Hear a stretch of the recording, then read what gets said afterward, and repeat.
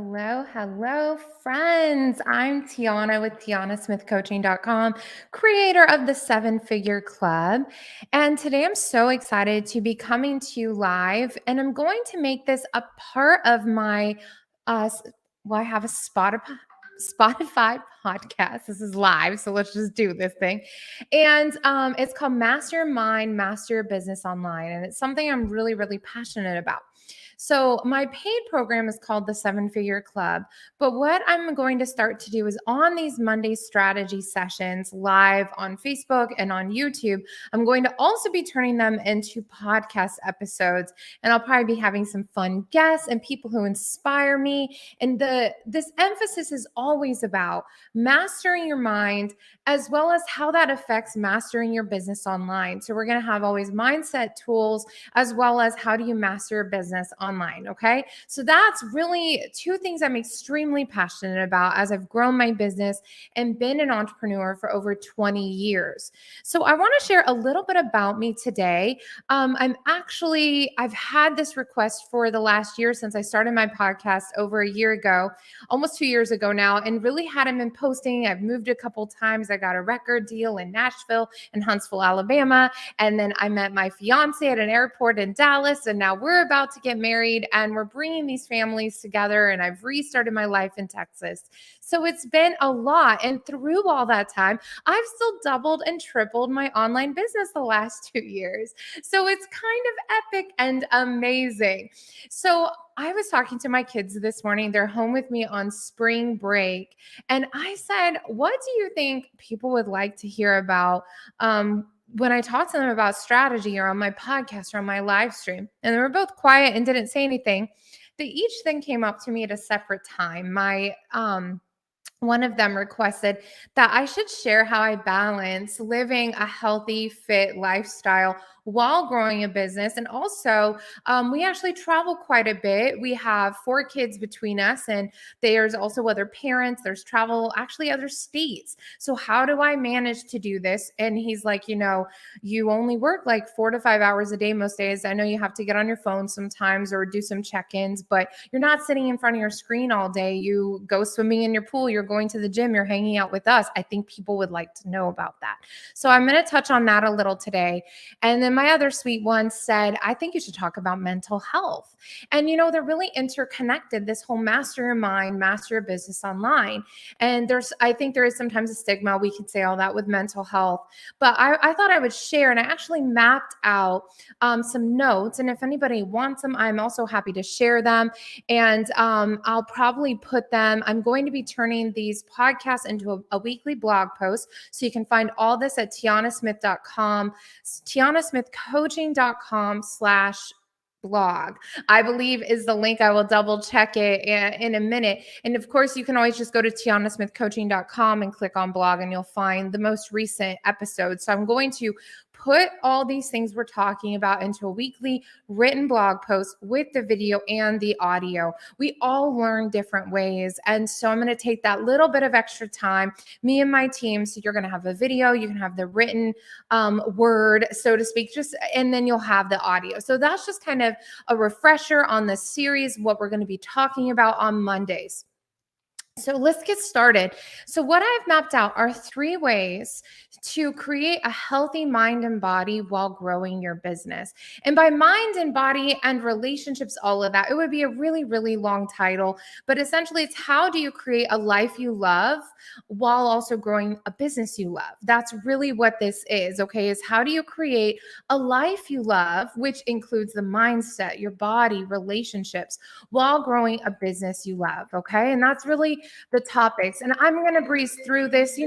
I love when, things come in here to distract us when we're doing things. So I have another side note that I'm not into editing. So until I have a professional editor on my team, any of you who end up watching this in replay or live, or I'm just like just being real about it, because part of my perfectionism ways is not starting it in case there is an issue like that comes up. Even if my phone's on airplane, my computer might link it up. And so, I'll be working through these tech issues myself.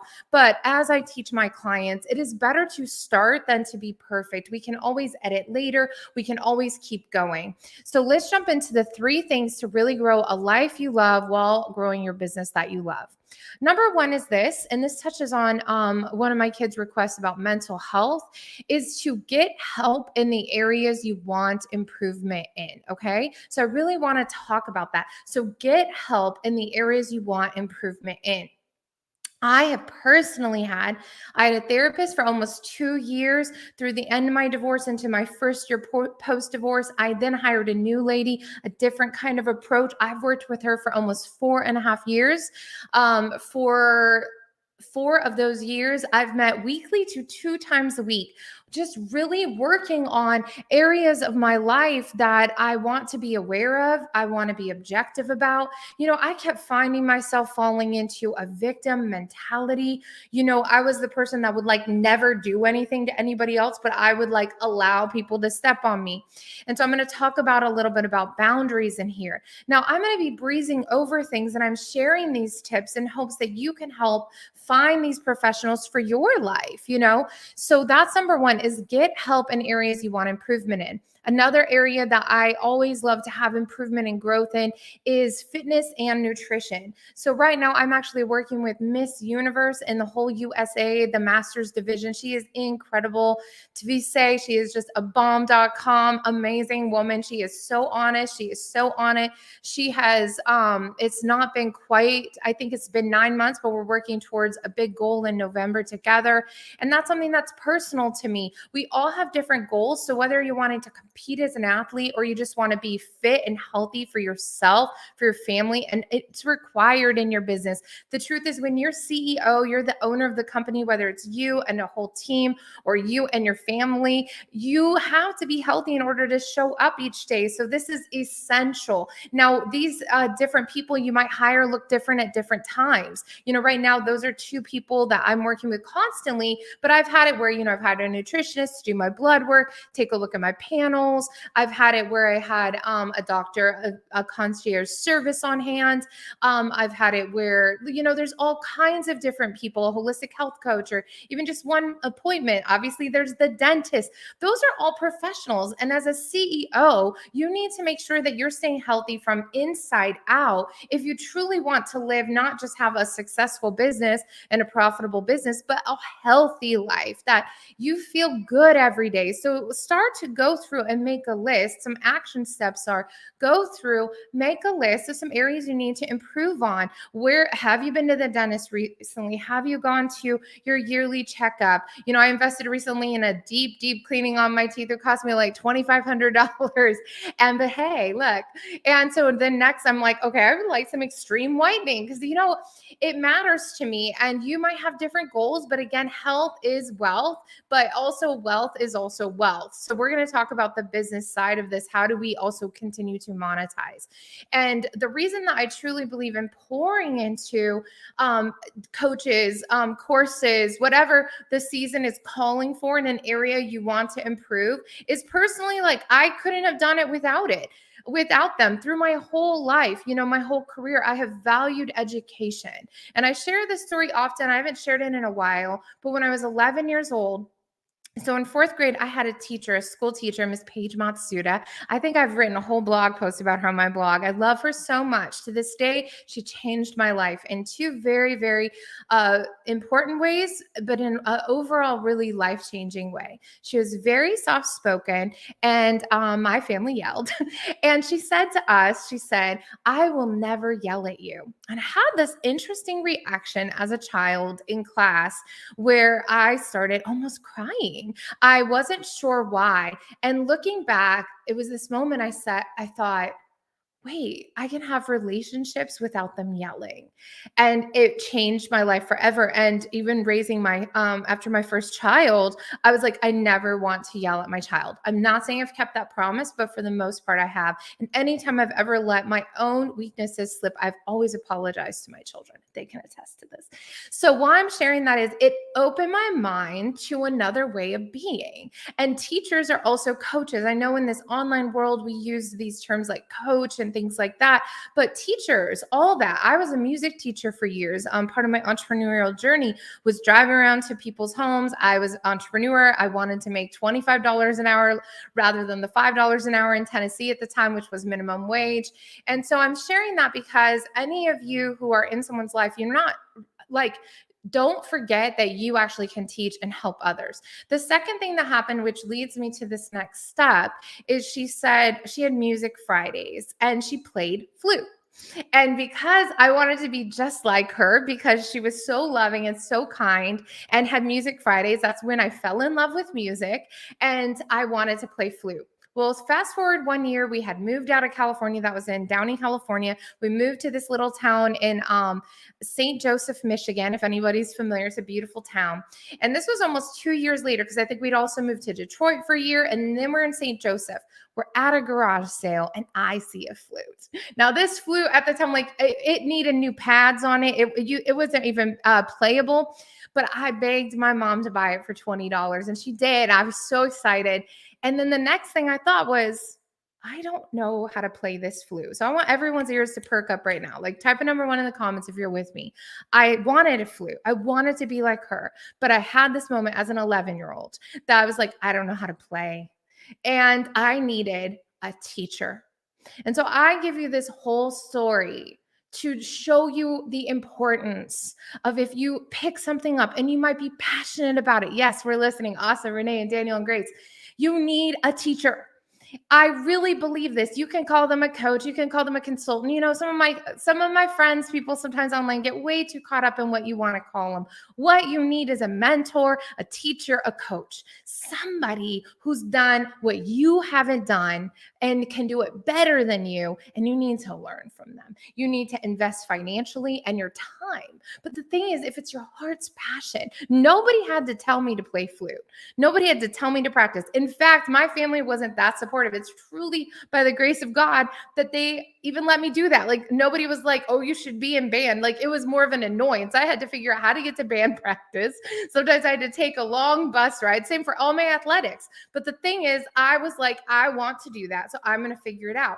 And so sometimes that whole thing that nobody took me, like they weren't really pouring into me, but thankfully they did pay for music lessons. I begged my parents. I think I found a little card at somewhere. Somehow I got my first teacher. Her name was Wendy, which is very interesting because that's also my mindset coach for the last 4 years. I always love a good Wendy. I remember her to this day. In fact, just 2 weeks ago, I bought a pretty little crystal ball to go by my plants because she used to have these crystals in her window. If anybody's ever seen Pollyanna, you know what I'm talking about. If you haven't, watch it. The one with Haley Mills, ASAP. It's a beautiful, sad, but beautiful film. Anne of Green Gables also. Just dropping the things with flow right now. The old Anne of Green Gables, not Anne with an E, just saying. So those are some movies that really, really affected me. And they also taught me. So back to the whole story, I knew I needed a flute teacher. And do you know, in my first lesson, I had no idea I was good at music. I had no idea because I just knew that I wanted it. And this is a clue right here. TD Jakes talks about this, Joel Osteen, other people that I've worked with that are mentors. Your passions are clues to your next steps in life. If you're passionate about it, there's a reason. And you shouldn't let anybody tell you that, like, for some reason, because I've worked with musicians and I've worked with business owners. It's so interesting to me why people think they have to do something safer than the thing they really want to do. When in fact, you can absolutely do the thing you dream to do, but you might need to invest in a teacher and you might need to figure out how to pay somebody $1,000 or $10,000 or $100,000.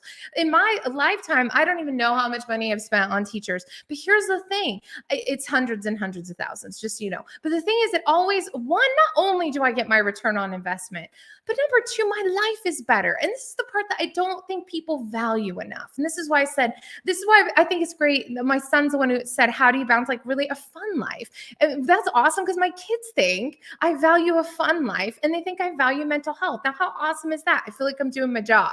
And it's a proud mommy moment, you know? And why I'm sharing that is just because you're not even seeing, like, let's say you want to take cello lessons and you're like, I'm not getting a return on investment, whatever, you're enjoying your life. And actually, when you feel better, you attract better. So if you're happier in your life, you're going to the gym every day, you're like, well, it's not a return on investment, so I can't make time for that. Yeah, you can. 'Cause first, if you're not healthy, and second of all, if you're just having fun, why is fun so undervalued with adults? If you want to play flute, still play flute. If you want to play guitar, still play guitar. The people who are happiest and joyful and richest and always, not just financially, are those who are doing the things they love. So I'm encouraging you to do the thing you love. And if you don't know how to do the thing you love, or the thing you want to make money at, hire somebody until you figure out how to do it. And that's why people hire me. I'm amazing at helping people learn how to market and monetize themselves online. That's just my jam. But the thing is, that was a prayer answer. That was something that I was committed to because I didn't want to do something I didn't want to do. Do you see what I mean? The first job I had, I was a waitress literally for 10 days at a Denny's in Lebanon, Tennessee, if anybody knows where that is. There's a big bear that was waving. At the time, smoking was still allowed inside in Tennessee. And why I say that is because I was put in the smoking section. And I had never been around smoke, thankfully, but I was so ill after day one. And by day two, day seven, like I felt horrible. I was only 17, 18. I think I was 18 because I was in college. And I was like, okay, I can't do this. And I was like, I'm ill. And I quit. And it was only $2.50 per hour to pay waitresses minimum wage, and they're supposed to make tips. But I barely made any tips because the chefs were always getting things wrong. There was plastic covering the chicken, so I maybe ended up making $3.50 an hour. And I was like, I can't live like this. I can't live like this. I will not live like this. So that's when I sought out music teaching. I'd been playing for 10 years. So all those years later, after my music teaching years, I then was able to walk into a role where I was like, I know I'm not the best musician, but I know I could teach a beginner because I've been in music for 8, 9 years at that point. So I say all that too. When you pursue your passion, you're not even sure how and when it's going to circle back to help you monetize, to help you make more money, to help you have more fun, to meet new friends that you wouldn't have connected with. It's amazing. Life is incredible when you are looking on the sunny side of life and you are committed to growing. Okay. So I've gone down a bunny trail of what I'm talking about. Now let's keep going. So number one is to get help in the areas you want improvement in. It is necessary. So number 2 and 3, I'm going to breeze through these because I've already taken a little bit longer than I was expected, but I'm going to still dive in. Number 2 is you need to get your schedule clear. When you're self-employed and you're a business owner, you have to have a schedule. If you do not have set business hours, I heard this explained to me from a coach, and it's like, how do you know when they're open? Would you go to a local business that every time you went there, they were closed? You might let it pass one time if you'd had a really good experience, but you go there the second time and they're not available when they say that they're going to be available. So even if you're not available to other people at that time, you need to keep this commitment with yourself, which is the number 3 part of this. Keep your promises to yourself. So I'm going to scoop back to number 2. You need to have set business hours. You need to have set times you're marketing your business, unless you have the extra cash flow to hire a marketing firm. And even then, I teach my clients, you don't ever outsource your voice. There still should be times you're doing a live stream, you're doing a post, you're speaking from your heart, because that's how you get the real influence, the impact, and the income that you say that you want from your business. So if you actually want that thing, you better make the time for it. Okay. And then the other part is you need to put those times in there for yourself. So this comes back to my son saying, share how you do this. Well, like I have scheduled times for the gym. I have scheduled times for my coaches. I have scheduled times to have a date night with my man. I have scheduled times to talk to my kids every single night and to spend time with them, to have dinner times together. So it may sound a little boring. And of course, things fluctuate sometimes. But by having that set schedule, and for any of my 7-figure Club members, I actually have a full in-depth module on all of this, right? I tell you how I made my freedom planner, which is my freedom planner. It's not just a planner, it's a system. It's a system to follow to create real freedom in your life, which is what we're talking about. If you want to type freedom in the comments, when you have some discipline, and I highly recommend this new book by Jocko something, I don't remember what it's called. It's on my, it's in my 7-Figure Club resources. I added it already. But it's Jocko. I don't know his last name, but it's all about self-discipline. That book is awesome. You should read it with your family. The freedom is, but you need self-discipline to have freedom. So what most people aren't willing to trade off is they want to do what they want to do when they want to do it. But if what you want is a self-sustaining, profitable business, I'm talking 6 figures, multi-6, 7 figures. Let's be honest, in any first world country, you must be at a minimum of 6 figures for most of us to truly thrive, not just survive month to month, okay? So when you have the discipline to actually go in more and go in there and go through your schedule and say, this is what time I'm getting up at, and this is what time I'm going to bed, and this is the time that I'm having a date, and this is when I go to church, and this is when I do this, and this is when I journal. And they don't have to be like all these overwhelming tasks. It could be 10 minutes of journaling and mindset work with coffee, go to the gym. The point is that you create a system and a schedule that works for you. This is essential to growth. If you do not have this, then you're going to be winging it and you're like tossed to and fro, waves to the sea. But if you want to build your house on solid ground, on a mountaintop, like a lighthouse for all to see, then that does not happen by accident. Just like the construction workers and the architects and the people have to build a foundation before they can build on top of it. If you build it on the sand, what happens? Curb plop, right? But if you're in the sea, you're not even on the land to build anything. You're just tossed to and fro. And let's be honest, this is how most people live. But you're watching this because this is the 7-Figure Club series. This is Master Your Mind to Master Your Business Online. So if you want to create that true healthy lifestyle and fun and have the ability to flow, then you have to get disciplined. And this is the piece that most people are missing. Let's be honest. Okay. But you don't have to be. You can absolutely say, this is the kind of life I want to live. It doesn't matter to me what other people say. You got to put your blinders on like a horse, and you got to be like, this is my race. This is the way I'm going. And this is what freedom looks like to me. And you have to be willing to do that if you want to actually create it. Okay. So then let's talk about number 3. I let it. So number 1 is get help in the areas you want improvement in, whatever course thing that is. Number 2 is getting your schedule extremely clear, setting business hours, sales calls time, marketing times, your time, relationship times, date times. It's essential. You got to what I recommend, you just clear the paper. I actually like to look at it like a white plate for some reason, because people are like, I just got too much on my plate. When I hear that, I don't really want to work with them. You know why? Because that's victim mentality. It's like saying, well, everybody's putting all these things on my plate. Well, guess what? It's your plate. So unless you're willing to take, this is a little coaster, unless you're willing to take everything off of here, pretend there's all these teeny tiny things on here, like this is like other people's needs, this is like unrealistic deadlines, this is like, but you clear it off, boom. And instead you start to put on this plate, this little white plate, the things that are most important to you.